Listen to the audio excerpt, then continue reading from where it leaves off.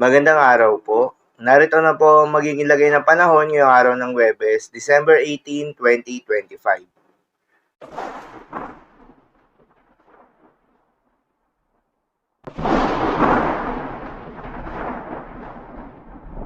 Sa kasalukuyan na tayo sa pag-asa, patuloy na umiiral itong Intertropical Convergence Zone o ITCZ o yung banggaan ng hangin mula Northern at Southern Hemisphere at nakakaapekto sa may Southern Mindanao. Habang Northeast Monsoon naman o hanging amihan ang nakakaapekto sa may Northern at Central Luzon. At sa nalalabing bahagi pa ng ating bansa ay asahan naman yung epekto ng easterlies o yung mainit na hangin na nanggagaling sa may silangan. Magandang balita naman dahil ayon sa pag-asa ay wala pa rin tayong binabantayan na low pressure area o bagyo sa loob o malapit sa Philippine Area of Responsibility na maring makaapekto sa ating bansa. Subalit pagsapit nga ngayong weekend ay posibleng may mabuong sama ng panahon sa may Southern Mindanao na nakapaloob sa Intertropical Convergence Zone o ITCZ. Inaasahan na kikilos ito pahilagang kanluran at asahan rin na makakaapekto ito sa may Eastern Visayas. Para sa magiging development nito, patuloy lamang na magantabay sa mga update nating ilalabas, lalo na ng pag-asa.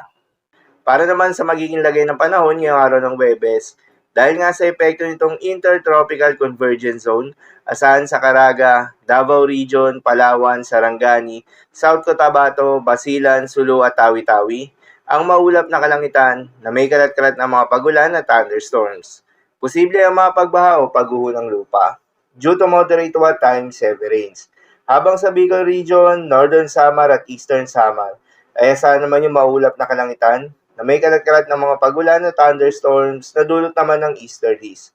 Posible rin na mga pagbaha o pagguho ng lupa due to moderate to at times heavy rains. Habang sa Cagayan Valley, Apayao, Kalinga, Mountain Province, Ifugao, Aurora at Quezon, ay asahan naman yung maulap na kalangitan na may kasama mga pagulan na dulot ng northeast monsoon. Posible rin na mga pagbaha o pagguho ng lupa due to moderate with at times heavy rains. Habang sa Metro Manila, Ilocos Region, nalalabing bahagi ng Cordillera Administrative Region at nalalabing bahagi ng Central Luzon, ay asahan naman yung bahagyang maulap hanggang sa maulap na kalangitan na may kalat-kalat na mga mahihinang pagulan na dulot pa rin ng northeast monsoon. At sa nalalabing bahagi pa nga ng ating bansa, ay asahan naman yung bahagyang maulap hanggang sa maulap na kalangitan na may kalat-kalat ng mga pagulan o thunderstorms na dulot ng easterlies. Posible rin ang mga pagbaha o pagguho ng lupa due to severe thunderstorms. Madalas nabobo ang mga thunderstorms na ito tuwing hapon o gabi na nagtatagal ng 1 hanggang 2 oras. Kaya naman ingat sa mga posibleng banta ng pagbaha at pagguho ng lupa, lalong-lalo na sa mga lugar na inuulan na noong mga nakaraang araw pa. Para naman sa magiging lagay ng mga dagat baybayin, ayon sa pag-asa ay wala tayong nakataas na gale warning sa anumang seaboards ng ating bansa. Kaya naman malayong makakapamalaot yung mga kababayan nating mangingisda at yung may mga maliliit na sasakyang pandagat, subalit iba yung pag-iingat sa mga maglalayag sa may seaboards ng Luzon dahil inaasahan yung katamtaman hanggang sa maalo na karagatan. Habang sa nalalabing seaboards ng ating bansa, ay asahan naman yung banayad hanggang sa katamtaman ng mga pag-alon.